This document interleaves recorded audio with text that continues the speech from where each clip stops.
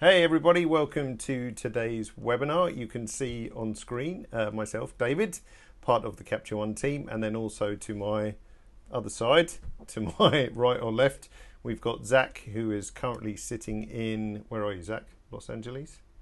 I'm in Los Angeles. Yeah, perfect. hmm So with the pounding rain in the background, so I'm just going to turn my sound monitor down so we don't get double sound. With pounding rain in the background, should anybody wonder what that noise is. So little bit about you, Zach. So you're an advertising product beauty photographer, correct? Yeah. Yeah. Yeah, I shoot predominantly beauty photography here in Los Angeles. And then probably in the last year or so, I started getting involved in a little bit more product photography. And it sort of stemmed off of beauty photography. I had a lot of clients that I was shooting makeup products on models, and they were like, "Do you shoot the products as well?" And I was like, "I can try." So, Maybe. yeah, we'll see.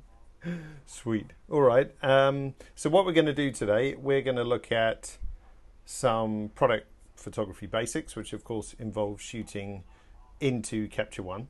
hmm Now, the goal of today, obviously, Capture One's a very deep application, so we can't show you every single facet of Capture One because we'd be here for 2 or 3 hours. And even though everyone is stuck at home, bored, and not being able to travel anywhere, there's a limit to your concentration. So we'll keep it to around 60 minutes or so today. What I'm going to do is, Zach, just before we come back to you, I'm just going to do a couple of housekeeping things with a few of the people listening, and then we'll be straight back.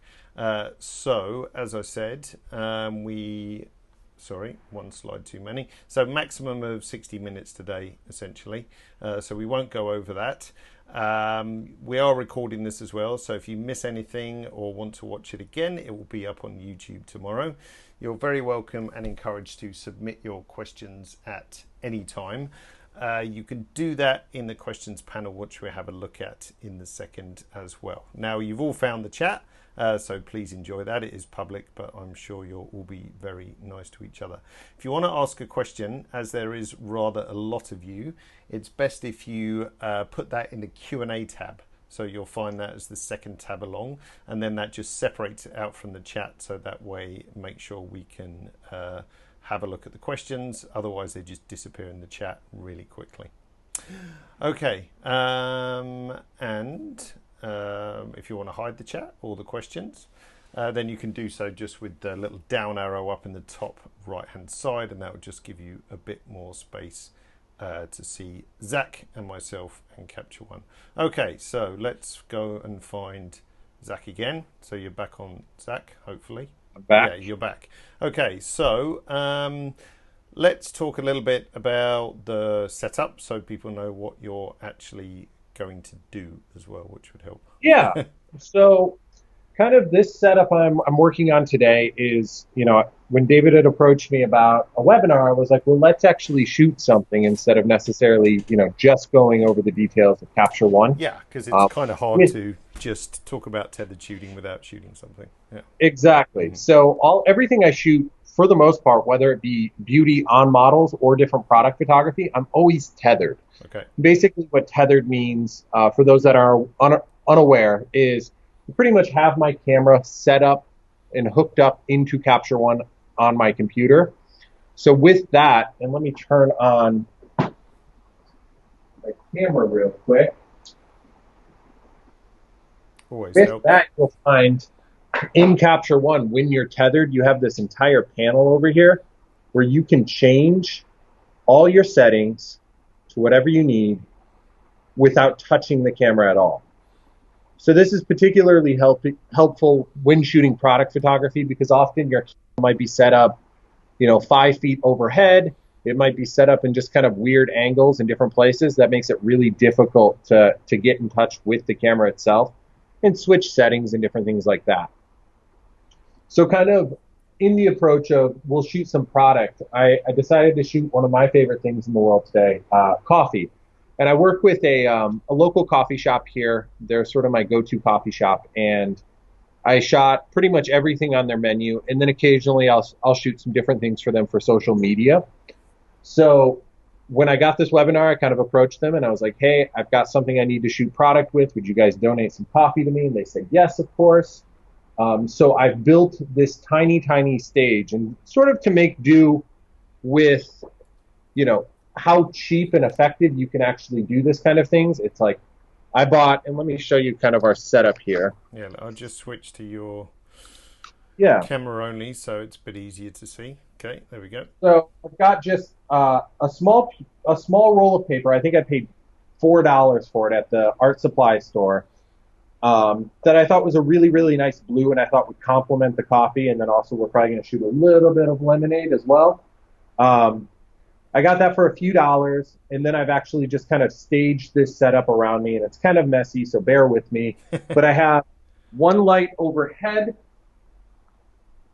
over with a scrim under it, and then I've got a light in a hard box, which is basically the opposite of a soft box.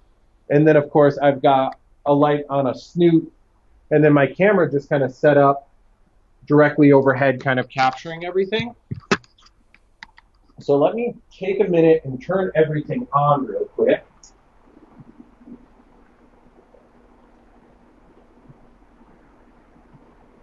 What I typically do when I'm shooting product photography is I will have my modeling lights on, and that gives me a good sense of how the light will fall on the product that I'm shooting. So with this one in particular, I got this coffee. I ended up buying fake ice cubes on Amazon for like $7 or something. And, you know, fake ice cubes are hugely important when you're shooting liquids, just because you don't have to worry about the ice melting or anything like that. Mm-hmm.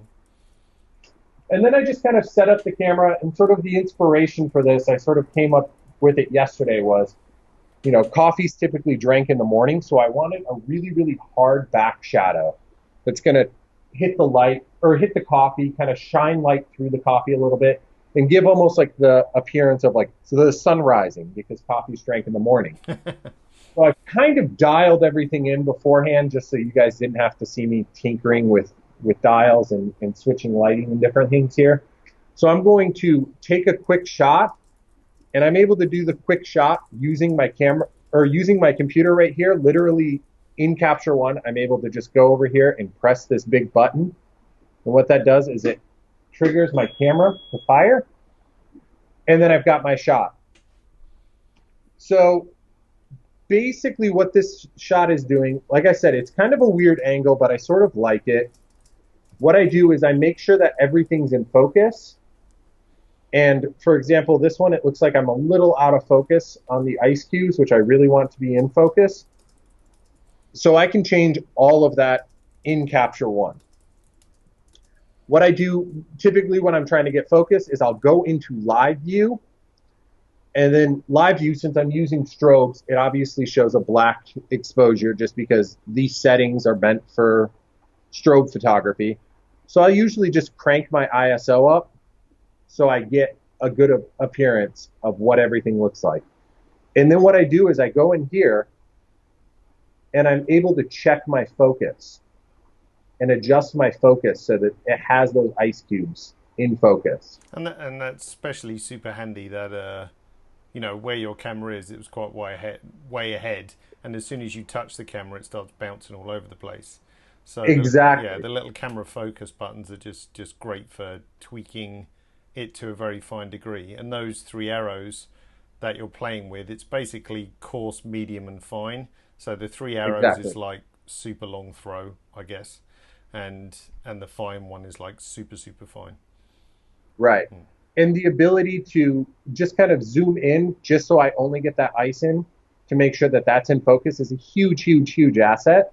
So once I've nailed that focus, what I'll do is I usually just exit out of live view.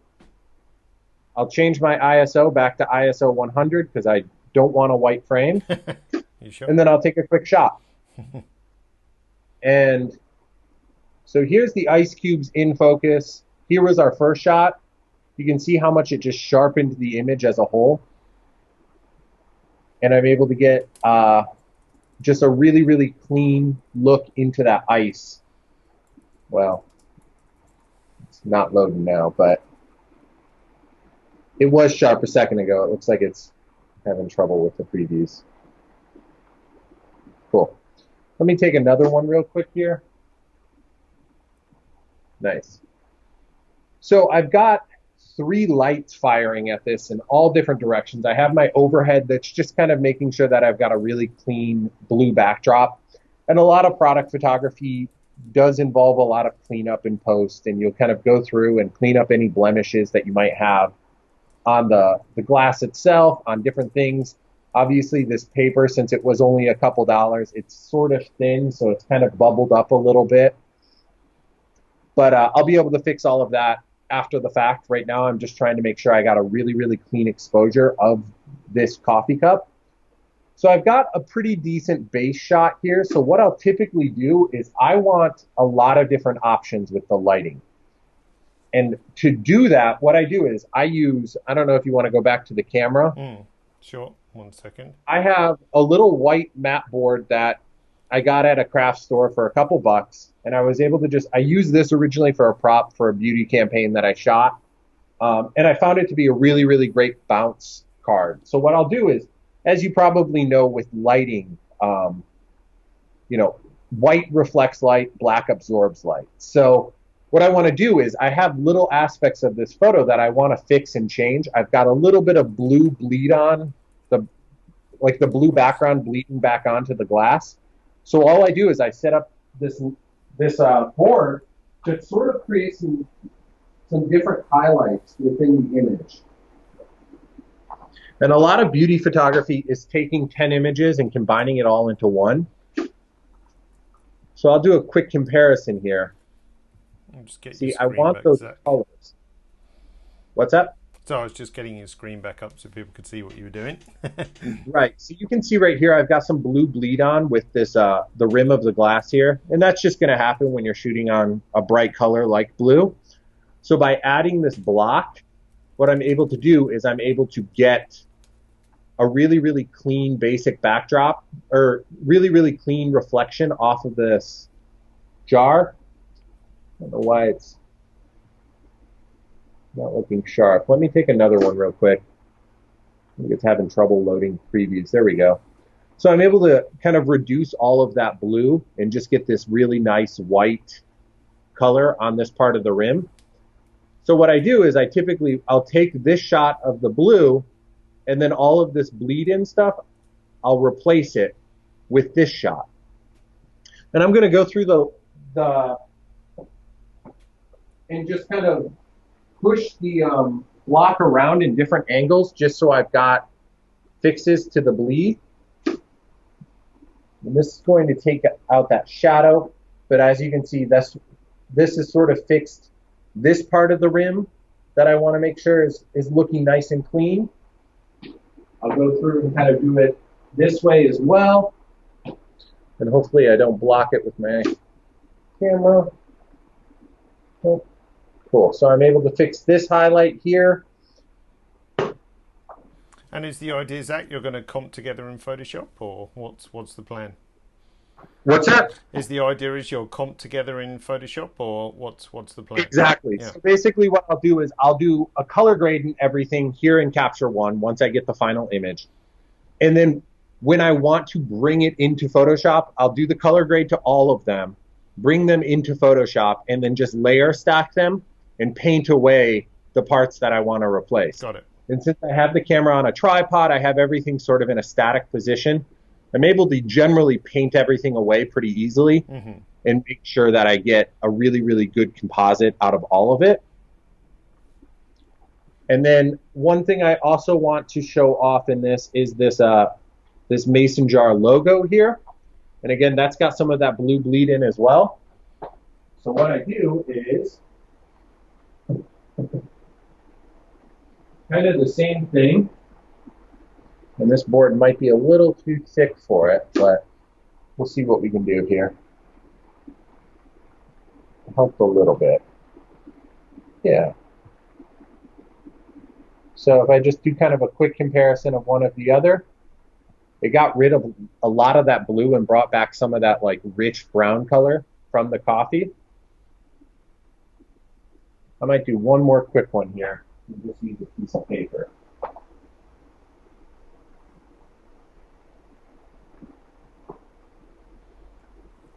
Here we go, Zach. Here's a probing question for you. Sure. Jeff says, why the blue background then and the trouble to get rid of all the color blue?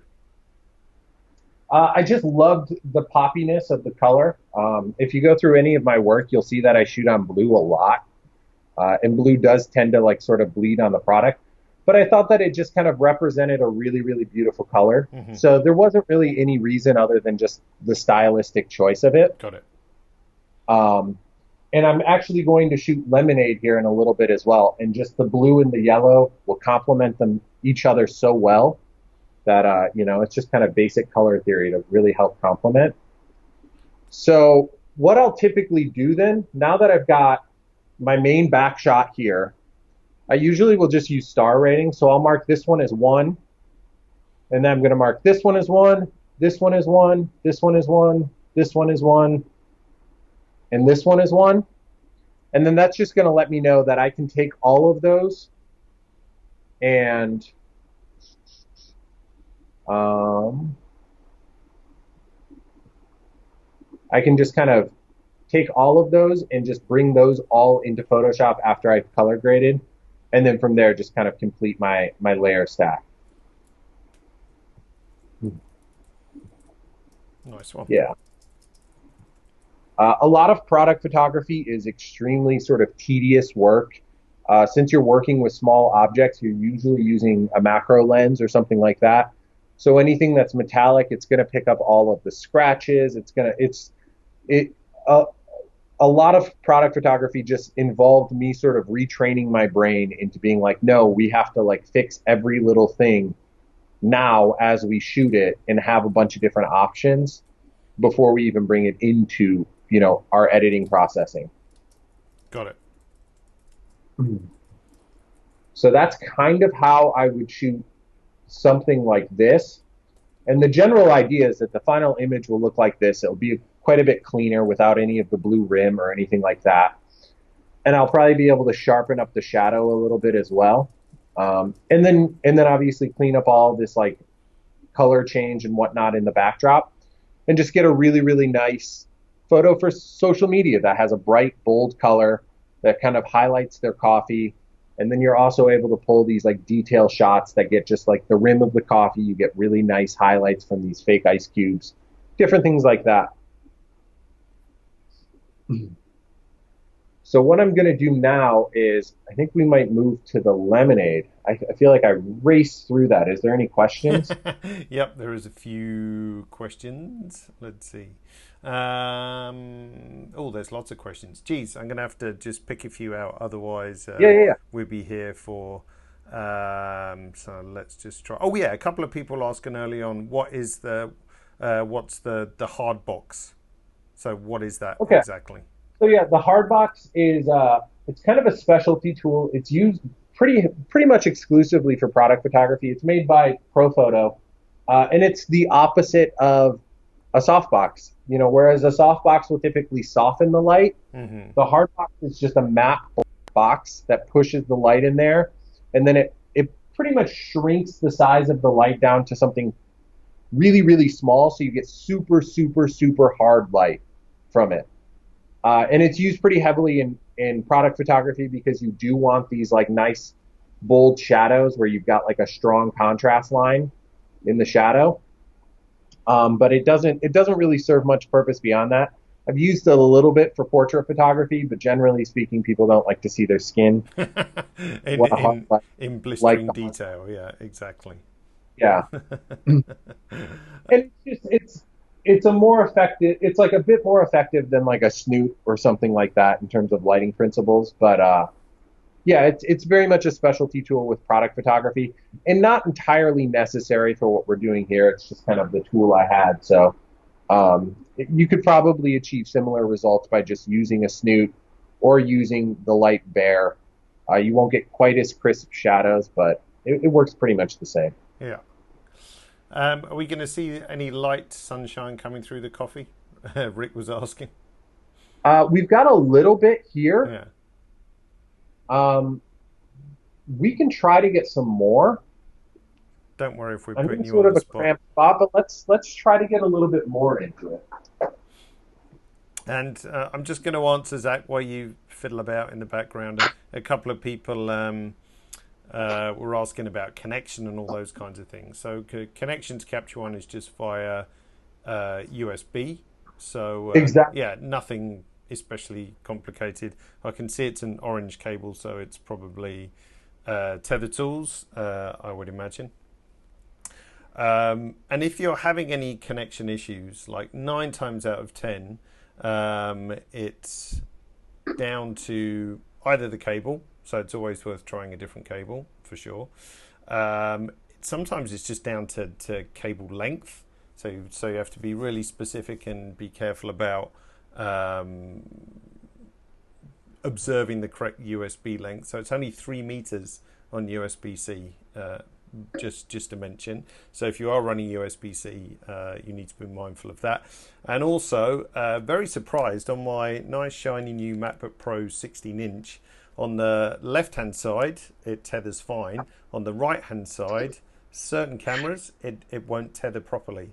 So, which is kind of disappointing on a brand new laptop, but there is some variation in power as well. But 9 times out of 10, if you're not getting a good connection, it's down to cable, low power on USB, therefore use a USB powered hub, which always helps. And that's generally it. So Catalina, if you're on the Mac, you have to run through a whole bunch of permission stuff, which Capture One will prompt you to. If you went through and sort of ignored all that, then that's probably why tethering isn't working. But if you go to our support site, support.captureone.com, then there's actually a whole article about working with Catalina as well, because of the new permission things. Now, Zach's on a PC, so he doesn't have any of those issues to speak of. So, PC. yeah. And let's just see what other questions is. There is a list of cameras which are supported also on the Capture One site. So not every camera can do live view. Most can. So on the support site or on just captureone.com in the supported cameras, then that way you can see whether you can shoot tethered, whether you can do live view as well. So the cameras that can currently shoot tethered is Canon, Nikon, Fuji, Sony. Fuji probably has the lowest implementation just because of the way the firmware is set up in the camera. The best Fuji to tether is the GFX 100 for a whole bunch of boring reasons which I won't blind you with, but those are the 4 models that you can tether with as well. Any issues, of course, you can always write to us in support, and we will, of course, do our best to fix you up as well.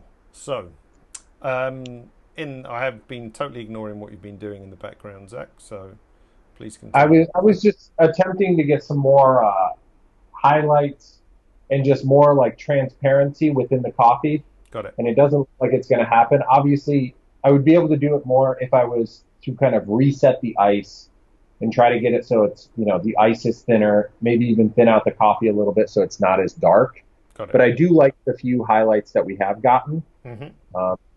And I don't think that they're like too overbearing either. So, and it is also something that I could probably fix a little bit by just bumping the exposure of the shot just a bit. Mm-hmm. And you would be able to get a little bit more, like you got a little bit here. You can get a little bit more brown out here. So it'd just be kind of a matter of playing with the images a bit in post, as well as, potentially resetting it. But since the mug itself is sort of a wider mug, or jar rather, it doesn't have as much translucence as it would be if it was like a thinner glass. Cool. Nice one.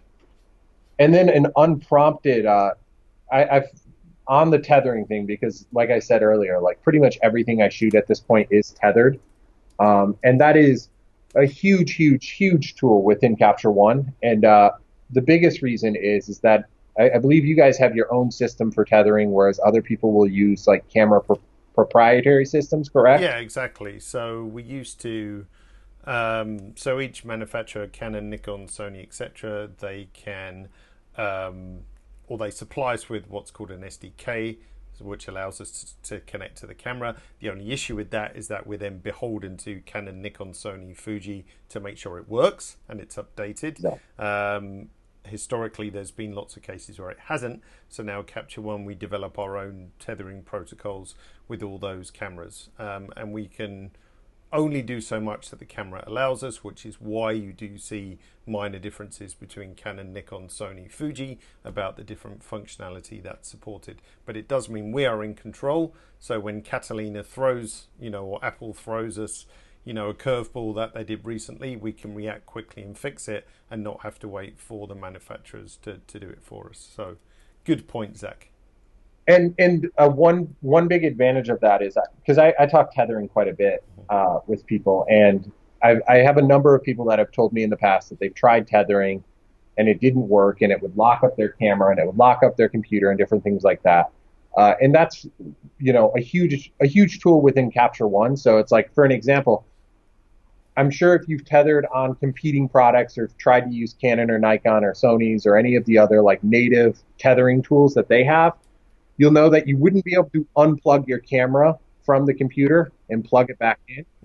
Like you just did. That's exactly what I just did. And everything loads back up, no freezing, no delay.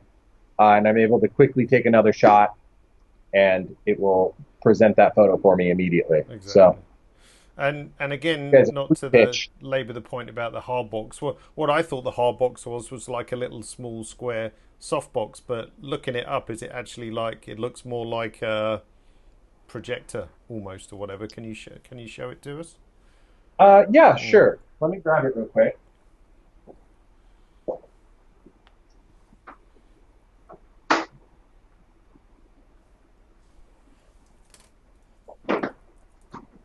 Yeah, that's the one I was thinking of. Yeah. So it's not really a projector, but what it is is my crude description. Yeah. So like the bulb kind of fits in through here, and what it does is instead of like the bulb facing forward, it does fit in the side. Right. So what it does is it splits the amount of light that's coming off the bulb considerably. So it just makes it a smaller focus point of light as compared to shooting bare. And it just means that you get a harder light source out of it as a result. It's very much a specialty tool, but you can kind of see in there, all it really is just a matte black box that just absorbs the light, right, to make sure that there's nothing bouncing out, that the light is super, super hard and easy to work with. So the idea of it kind of fundamentally is to like try to mimic sunlight on like a bright, cloudless, sunny day, right, as much as possible. And that's like a talking point that's worth another 45-minute webinar. So, but you have to put a light inside it. It's not a standalone unit. Exactly. Yeah. No. So it is a light modifier. So you put a light inside of it, and I think it works, or it's designed to work exclusively with ProPhoto dome heads, which are like pro heads, as opposed to like the B1s, B2s, B10s, and the flat head mounts that they have. Cool. Nice one. All right. So I'm going to let you give me some questions, and I'm going to reset this scene a little bit, do a lemonade scene. Okay. Just kind of adjust different things here. Okay, cool. All right, you play, and I'll throw questions at while you do it, or answer some as well. Let's see. Well, I saw an interesting question from Michelle, actually. I've just got to find it. Michelle, where are you? If you want, so I can't remember if we were going to do this, Zach. I don't remember, but I'm not going to force you to do it if it wasn't on the plan. Michelle Crozer, if I said that right. If you want the entire image in sharp focus, can you go section by section with the arrows in the camera focus function in Capture? Exactly. Yeah. And we'll actually be able to experiment with that a little bit more on this next set. But yeah, that's basically called focus stacking. Mm-hmm. And what you do is you take one photo of, say, the ice cubes in focus, and then you press those arrow buttons a couple times, take another photo, and then you're able to just kind of stack those in focus things, so you've got an entirely sharp image. And yeah, I'll be able to show a little bit of that here in a sec. The tricky bit with focus stacking, Michelle, is, I mean, the actual capturing of the shots isn't too tricky. So like you can use the little buttons to jog the focus, of course, but of course if you change focus, then you change the size of the image as well. So then it becomes a little bit harder to blend them manually, like in Photoshop, for example. But there's a great product called Helicon Focus, where you just throw all the shots at it, and then it will analyze them and then blend them all together. There's also a plugin for it for Capture One, so you can select all your stacked images and say stack with Helicon, and then it will process them out as TIFF, JPEGs, or whatever you choose, stack them all together, and then return the stacked image back into Capture One. It's a great product, actually. Yes, you could try and do it manually in Photoshop, but it would be a complete nightmare, I would imagine, to do as well. The other way to do focus stacking is not adjust focus, but you move the camera like on a rail, but that requires a bit more equipment. It's then easier to combine, but it's just slightly more expensive. So I don't know if you use Helicon Focus, Zach, as well. So I'll just write it in Helicon Focus. Oops. So that way you guys can see it. Okay, so that was, sorry, a rather long answer to your question, Michelle, as well. And Michelle was also saying I have the A7R3 and the cord always disconnects. Now that's a really good, I'm just going to dig around and hopefully not destroy my setup, because I just want to show you a little product from my bag of tricks about tethering, because the worst part, of course, tethering is cables, which is a fact of life if you want to shoot tether. There are some wireless solutions which we can get to in a minute, but if you're tethering, of course, USB design is kind of crappy engineering, really, in my opinion. So you've got your weakness points at the camera side of things and also at the computer side of things, which you need to protect. I mean, the computer's a bit more stable because it's not moving around, but when you're holding a camera and moving and shooting, especially if you're doing people, then the connection on the side of the camera is kind of somewhat fragile. So a couple of things you can do. So what I prefer to use when I shoot tethered is, now let's see if my camera will autofocus nicely. Zach, I'm just going to cue your camera for a second. So hang on, where's me? David only. Here we go. So I'm going to just hold this up. Come on, Sony, focus for me. There we go. Nope. Come on. I'm probably a bit too close. Let's get my head out. It's got face tracking set on at the moment. So this is called a Tether Block, which has basically got a little channel cut in the bottom, and then that sits on the bottom of your camera. It's from Tether Tools. There we go. So it is in focus, and then that way it just kind of sandwiches the cable between camera and the bottom, and then this is like an Arca Swiss type tripod lock as well. So that's really a super handy little tool. The only thing you have to imagine with this, of course, is that if you pull on the cable, then you're going to pull your whole camera down with it as well. So you've just got to be a little bit careful with that. The other option from Tether Tools is something called a jerk stopper, which is like a little cabley thing, or like piece of string, which goes from, for want of a better expression, which goes from the cable into like one of the eyelets on the cameras. So this is called a Tether Block from Tether Tools. The other option you can use is called the jerk stopper, also from Tether Tools. And yeah, this was created not by Tether Tools. I think they bought it out from someone, but it's a super little nice device which works great. So that's the Tether Block from Tether Tools. Or you can use rubber bands and all those kinds of other Heath Robinson contraptions if you like, and everything, but that works really super nicely. But again, you know, if you're mobile and moving around with the camera, it's good to secure it somehow, because it's cheaper to, you know, fix a cable or whatever than try and fix one of the ports on the camera itself, which is expensive. So there we go. Yeah, and if you have a cage on the camera, I just saw something Matt was mentioning, all kinds of like small rig cages and that kind of stuff often other different ways to secure the cable, but especially when you move from like portrait orientation to landscape, there's loads of stress on the cable. The weak point is always the connection to the camera, because USB connections are just a bit rubbish, really. USB-C is about the best engineered one. Everything before that, not so good. Let's just check questions while Zach's fiddling around. Yeah, a good alternative for a jerk stopper is a twist tie. Exactly. There's all kinds of little home solutions as well. Couple of questions about iPads. You can't tether direct to an iPad, but we do have an iOS app called Capture Pilot. Capture Pilot. Thanks, Zach. You saved me there. Called Capture Pilot, which will allow you to monitor the shoot kind of from an iPad. Has to be on the same network as your host. So if Zach had an iPad in his studio right now, as long as it was on the same network as his PC, then you'd be able to monitor the shoot, and you can do star ratings and a few other stuff as well. And the last question before we get back to you, Zach, few people asking about wireless solutions and so on. So yeah, have you tried, I don't know if you've tried the new Air Direct. So there's a couple of solutions. There's Cam Ranger and there's Air Direct from Tether Tools. The only thing I would say about wireless solutions is that you will expect performance to be much slower.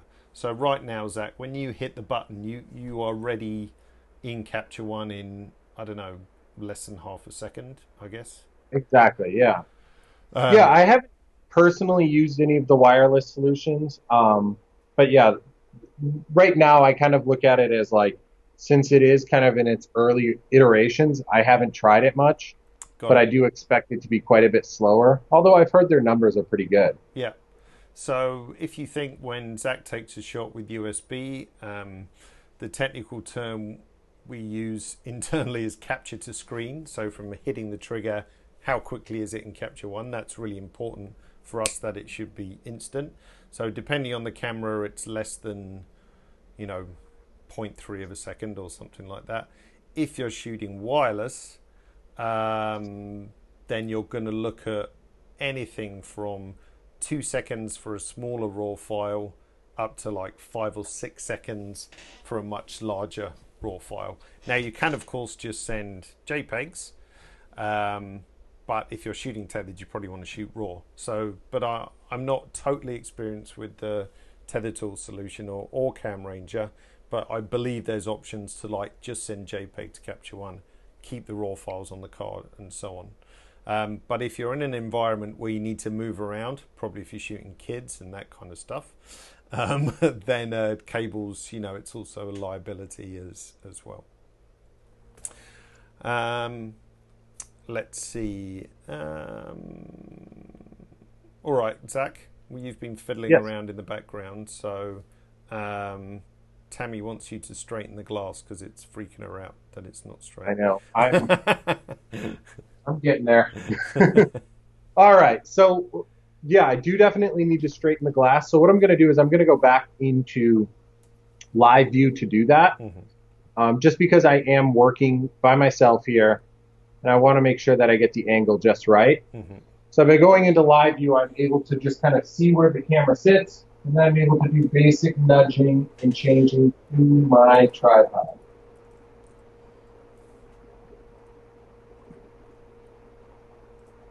And you can see the frame rate for live view is pretty snappy as well. It varies a little bit camera to camera, but it's not like 1 frame a second or anything like that. So it's snappy enough for you to be able to tweak it and be able to see it straight away.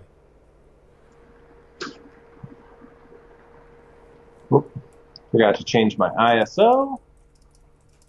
Get a nice white frame. There we go. It looks pretty straight there.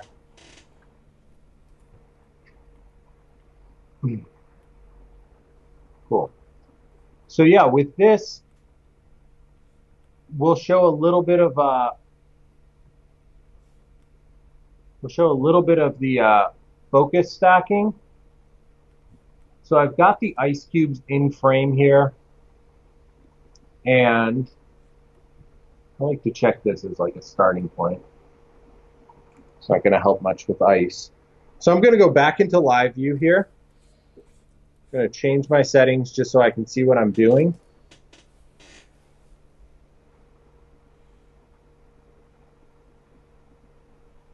Cool. So I'm trying to focus on the front part of this rim here. And it looks like I've got it. So what I do now for focus stacking is I can go back, change my ISO back to 100, which is where I knew the exposure and everything was correct. I take a shot. I hit this button real quick. I take another shot, hit it again, take another shot, and I'll do one more, and take another shot. And then when I close out a live view here, what it does is it shows me each of those photos that it took. So this one was the last shot. It looks like it didn't really hit anything in focus except maybe the background a little bit. Too far, yeah. Right. This one, back of the cube. Right. So it looks like we've got, this one's the front of the rim. This one's very much the cubes. This one's the back of the rim. So I can use these three as focus stacks and just make sure everything in the image is super, super sharp. Now, again, this shoot is largely for social media, so I'm not too particularly focused on it. But certainly if you're shooting something for catalog or anything that would involve people going really, really high res with it, you want to be able to focus stack it just to make sure everything is in focus. Because you can see here on my settings, I'm shooting at f16, which is pretty far stopped down. Yeah, yeah. Right. And it's still not getting everything perfectly in focus. So focus stacking helps kind of make sure that everything is focused. And then once I have these three images, what I do is I just open all three of them, stack them in Photoshop. There's also software that does focus stacking automatically for you. Yeah. But then I'll just mask just this back rim here for, this last shot here, or this one here. Mask the back rim so that's in focus. And then for this one, I might take the ice cubes. And then for this one, I'll just mask that front rim and everything else. We might be able to teach you something, Zach. Actually, yeah. Me as well. Just go into live view a second. Yeah. To maybe prevent... There's a couple of things. So hang on, where are we? Coco was saying there should be a depth of field button for... I'm not sure where it is actually. I'm normally expecting to see it in... Go to the first tool tab actually, Zach, where the little video camera thingy is. I don't know where it is actually. Coco's saying there's a DOF button. Oh, right here's one. There you go. So try that, because then that might just switch to prevent you having to change the ISO to see the correct button. So, oh really? But it varies. It if you go back to 100 and then hit DOF and see what happens.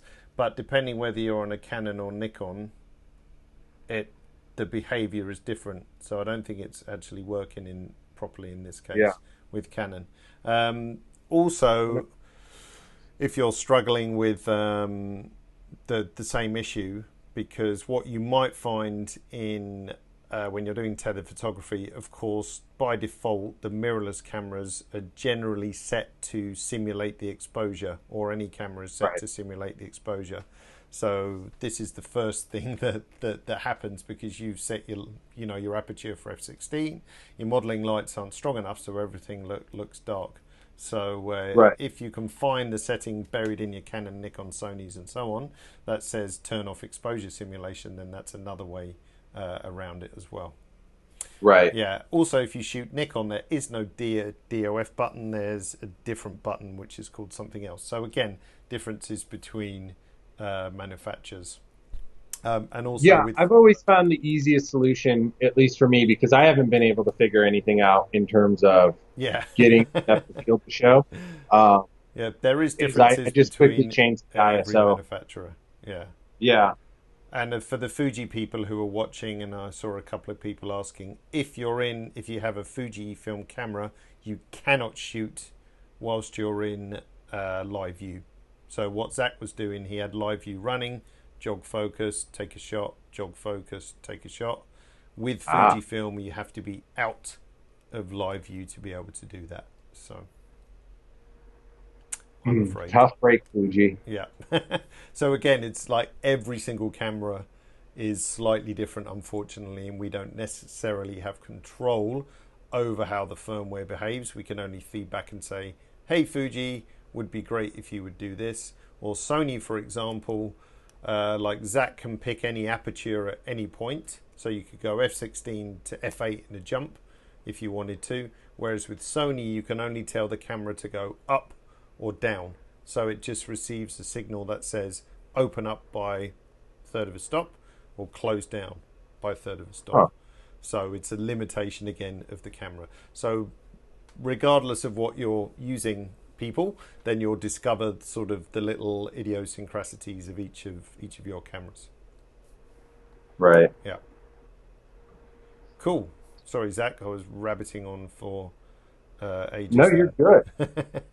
So yeah, what I've done is I've switched the image. I've changed the lighting a bit so it's a little bit more direct on. As you can probably recall with the coffee shop, I had the shadow kind of going forward, and I was using the hard box for that.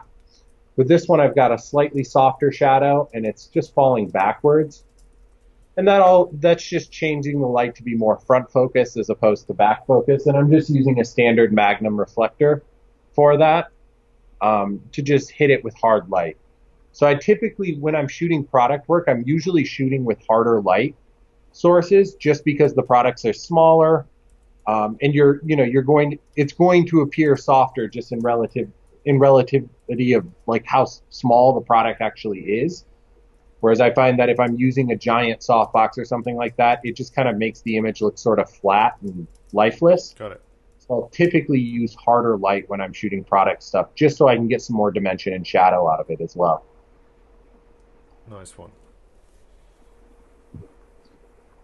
So that's kind of it. Well, I think the important thing to take away from this is that, we've seen you working pretty quickly. So in terms of capture to screen, as us nerds call it back in Capture One, is nice and quick, live view nice and fast, all those kinds of things as well. A question came up earlier actually about catalogs or sessions. So those of you on Lightroom, if there is some Lightroom people out there, I'm sure there is. So those of you on Lightroom who used to working in catalogs, Capture One can do exactly the same thing. But there's also a quirky thing in Capture One called sessions, which is what Zach, I think, is shooting into right now. And that's just a different sort of form of file management, which works particularly well for a tethered shoot because it's kind of set up ideally to handle file management in a tethered shot. So when you've finished futzing about, Zach, you could show us in Windows Explorer just what the folder system looks like, because it's dead simple, really. I haven't used. It might be better if you explain. Oh, do you just shoot to your own folder tree? Yeah. Right, but I haven't used catalogs in a number of years now. Yeah, I was talking about sessions. Right. Okay. So I don't know if you use the session in the textbook sense that we suggest from the factory, or if you've gone rogue. Yeah, let me show you real quick here. Yeah. So this is sort of the file layout for sessions. Anything you take photos of automatically goes into the capture folder. If you were to output or export anything, that would go into the output sessions. You can make selections and you can toss things in the trash, and it's easy to recover all of those things pretty easily.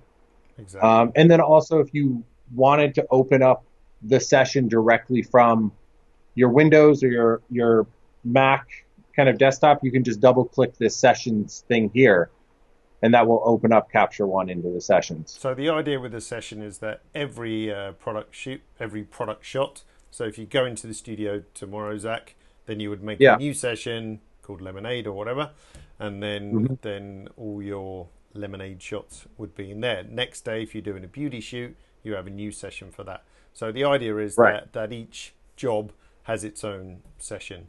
And the other nice thing about it is that it's highly portable. So if you were shooting on laptop and you wanted to move it to a desktop, you just pick up the whole session, move it across, job done. So Right. it's ideal and very simple for tethered work. It makes it extremely easy when you're like, if you archive images onto a NAS system or something like that, and you need to pull the images up, you can just open the session pretty quickly and easily Exactly. and not have to worry about any of the files disappearing on you or anything like that. Yeah. So if you want to move, a Capture One library catalog or a Lightroom library, you have to have some consideration about making sure you don't break links to the files and so on. Then, Right. yeah, and so on. Mac question, Zach. So I'm going to ignore you because you're a PC person. So Chris was saying, are there still problems with Catalina? No. So if you want to shoot Tether with Catalina, go right ahead. No issue whatsoever. Just be very aware when you first connect to camera, Capture One will pop up some permissions window, like Capture One requires access to your downloads folder, to your pictures folder, and so on. So you have to approve those things. Otherwise, Catalina will just sort of put a stop on your tethering fun, basically, because of extra permissions in required in Catalina. Nothing we can do about that. It's just security from Apple. Probably not a bad thing. So you just have to live with that. So make sure you're on Capture One 20.03 is the latest, or if you're still on version 12, upgrade. Then you can download 12.15, which is also Catalina compatible as well. And you're right, Jeff, there is no standard between manufacturers. If you can get Canon, Sony, Nikon and Fuji in a room and decide on a standard, then that would be great. Zach, do you think that would ever happen? I think that will definitely never happen.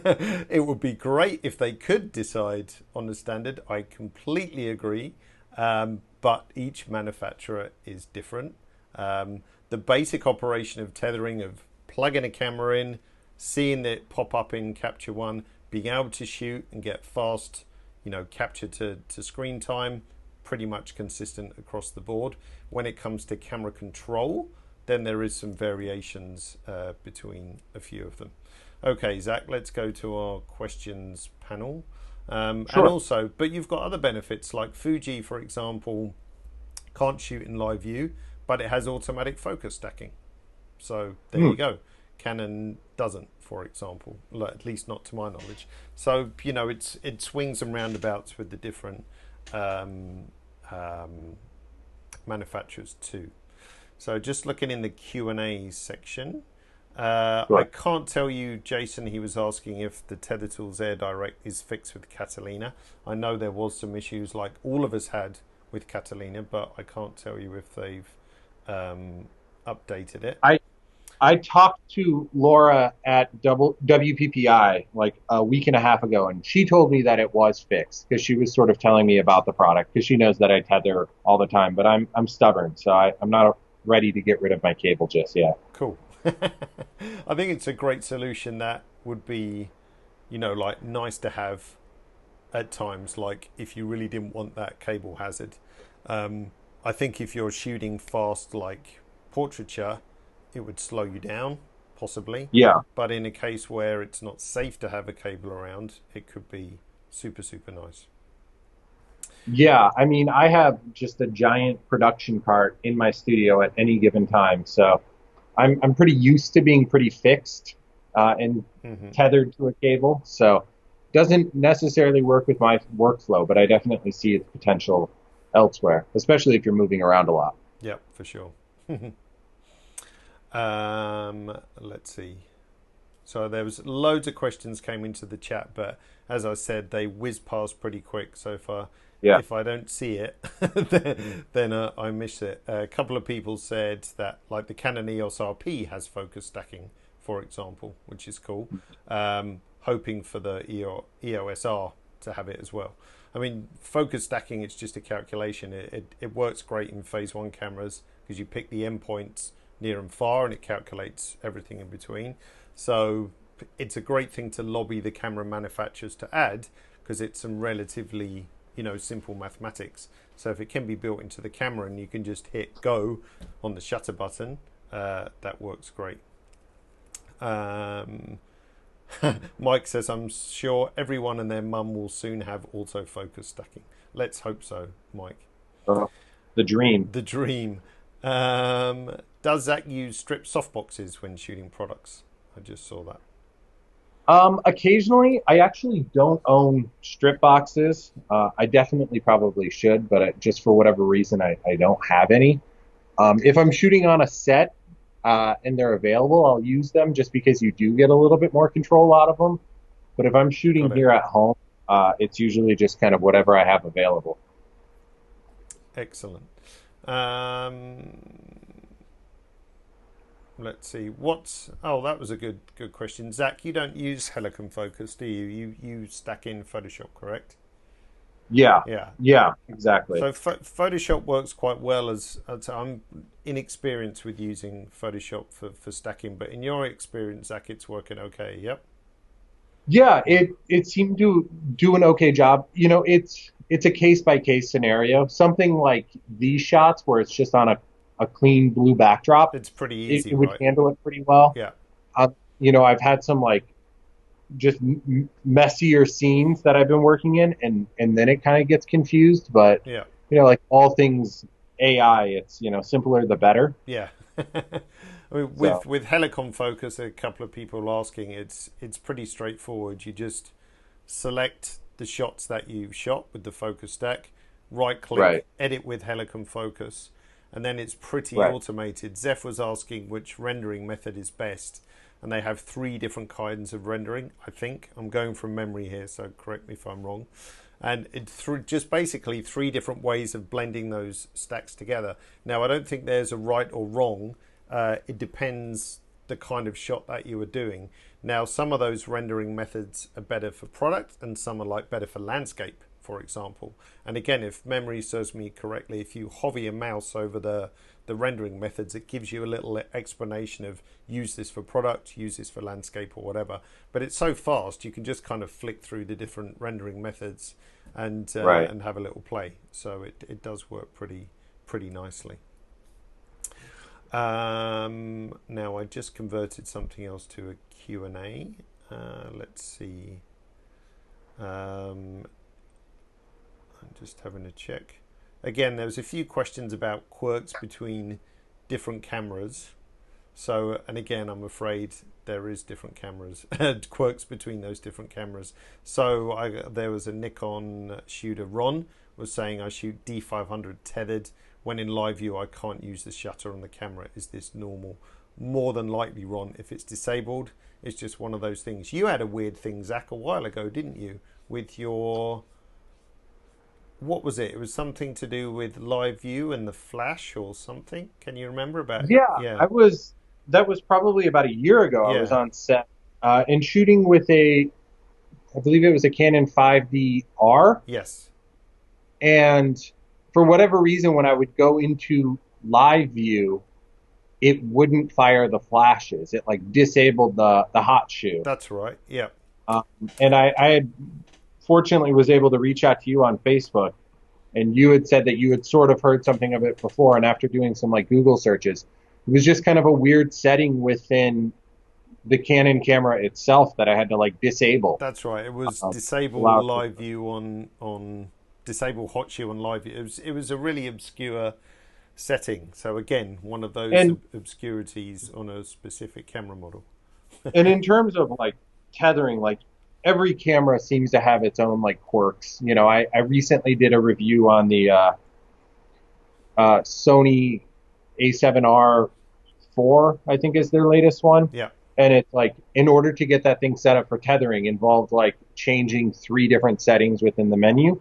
and then it worked flawlessly. Yeah. But when you're working with an unfamiliar camera, it can be really frustrating. Yeah. And it's just sort of important to sort of take your time, look at all the settings, do a Google search or two, and kind of figure out the resolution. But Yeah, exactly. All right, last two questions, and then we've hit it bang on an hour pretty much. Something we didn't look at today was the overlay feature. I don't know if that's Justin was asking about that. I don't know if that's something you ever use in particular for tethered shots. the overlay in terms of, So if you look bottom left of the screen, just above Capture Pilot, oh, maybe we're going to teach you something. yeah. So overlay just allows you to drag and drop a JPEG, a PNG, Oh, sorry, a TIFF, a RAW file, which gives you like a superimposed overlay over your. And Justin's question was, does it show on live view? Yes. So if you need to fit in your product to, let's say, a poster or a magazine cover or something like that, ah, then you can just float that on top of the live view image or the shot and capture one itself. If you I use a see that. PNG file with transparency, then it is actually transparent. So it's pretty cool. It's kind of very specific. Like I imagine probably 10-20% of our users only use it. It's if you really need to hit a specific overlay like a magazine cover, or if you're shooting food packaging, for example, or if you're doing composite. So one of our other ambassadors, Renee Robbins, she does a lot of comp work. So she shoot a background plate and then a person or whatever and put the two together. So by having the overlay feature, then she can, when she's shooting the person in the studio, she can have a background as the overlay to try and comp those two things. So there's lots of interesting uses for the overlay feature as well. But it's just drag and drop a shot in there, and then it shows up on overlay as well. There was a specific question from, I can't see his name, who was struggling to get live view with an A7R4. That will only work on the USB 2 port. So if you've been using the USB 3 port, currently it only works on the USB 2 port. So if you want live view, you've got to use it with that. So sorry I missed your name, but it should work via USB 2. And I think our last question was going to be, it was Justin. So try that, Justin. Tethering with the Windows Surface Pro. Have you tried that, Zach? Because I know you're a Windows man. I haven't. No. But it should work well. Should do. I've seen plenty of people tether on a Windows Surface Pro. It's a fairly powerful machine for tethering. So Yeah. I've seen people have it slung over their shoulder and shot to it. So again, depending on your camera, if you're shooting like an A7R4 or a 5DS, time to capture might be a bit slower than a 20 megapixel Fuji X-T3 or X-T4 or something like that. So it's going to vary a little bit depending on the camera. But Surface Pro should be plenty fast enough. Tethering doesn't require much power. It's editing, processing, batch operations, but the act of plugging the camera in and shooting and getting the shot up, it's actually relatively low. There we go. Brandon tethers to a Surface Pro and he says it works great. So there you go. Awesome. Zach, where can we find you on social medias and things? You can find me on Instagram, Z Sutton Photo. Okay. My website's zsuttonphoto.com. At Z Sutton Photo. Oops. It's pretty much everything, Z Sutton Photo. Exactly. So I'm just going to make that, a message on there at Z Sutton Photo. There we go. I do want to go over this really, really quick as just sort of a finalize. Yeah, and sure. A tool that I've used quite a bit, and I completely forgot to talk about it, is doing adjustments to the image live, and then when you're tethered, every shot after that will have those adjustments applied to them. Absolutely. Assuming you have your next capture adjustments to have copy from last. Yeah. So for an example of that is, For this, like what I did was I adjusted the hue of the background. So it's like, this is what we shot on before. Got it. I made it a little bit bluer. I'm going to push my yellows to be a little bit more bright and poppy. And then I'm actually even going to take some of this and just get some contrast back in that image. So now that I've done that, when I take the next shot, it's going to auto apply all of those settings to the image. Yeah. Perfect. So it's like, here is a before and an after. You can see we've got richer blue colors. We've got way more contrast in the ice and just the lemonade itself. And you're able to do those adjustments pretty quickly. And that works for all tethering. Yeah. So in the past, I've shot stuff on like a tech green, like kind of chroma key green color, and like the client will want it like an emerald green. Right. Since I'm isolating that color, what I can do is I can make those adjustments in Capture One, and then every shot after that is going to auto adjust those colors for me. Yeah, and I think important to add, that's the default behavior. So that tool in the bottom left hand of the screen over there, that's the default setting. So it's always copy from last. So if you take a shot, Right. as Zach said, tweak the white balance, make it crop, play with the color editor as Zach did. Next shot, it's always reflected in that.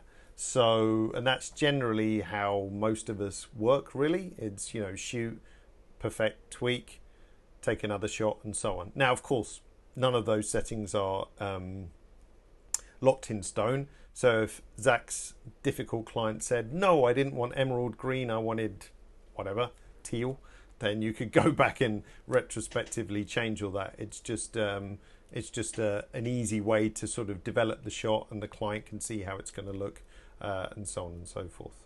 So cool, that's it. Cool. Yeah, I think that satisfies of what we can possibly show in an hour. But just remember, tethering is easy. Connect your camera, go take a shot, use a session, easiest file management, and so on. I mean, shoot raw, play around, see how the shot develops, and so on. None of it is tricky. You don't have to turn any weird things on and off in Capture One. It's literally designed, or its legacy is in tethered capture. It's connect and shoot, plug and play.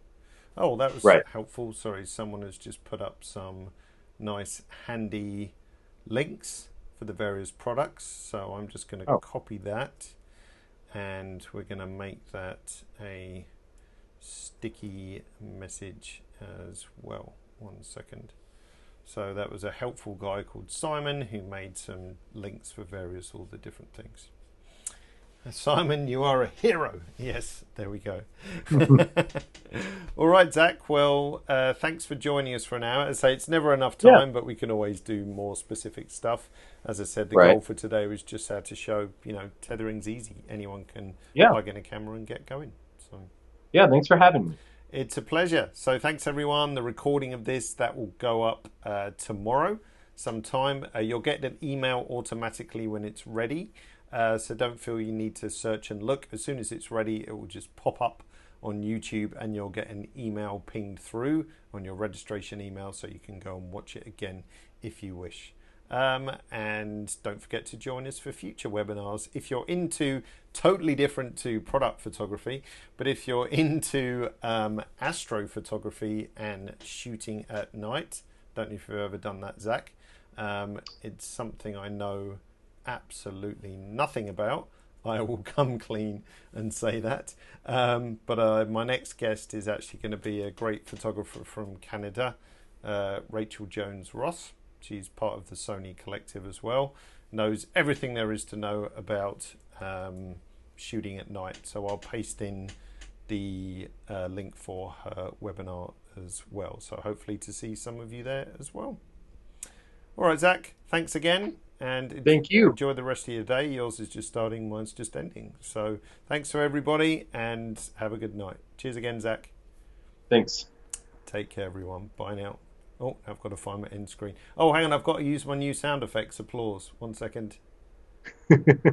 Did it work? Oh, I muted it. Hang on, let's try that again. Hey, there we go. That's one of the cornier things available for live broadcasting. All right, now we're done. Okay, cheers, Zach. Take care, everyone. See you later. Thank you. Bye now.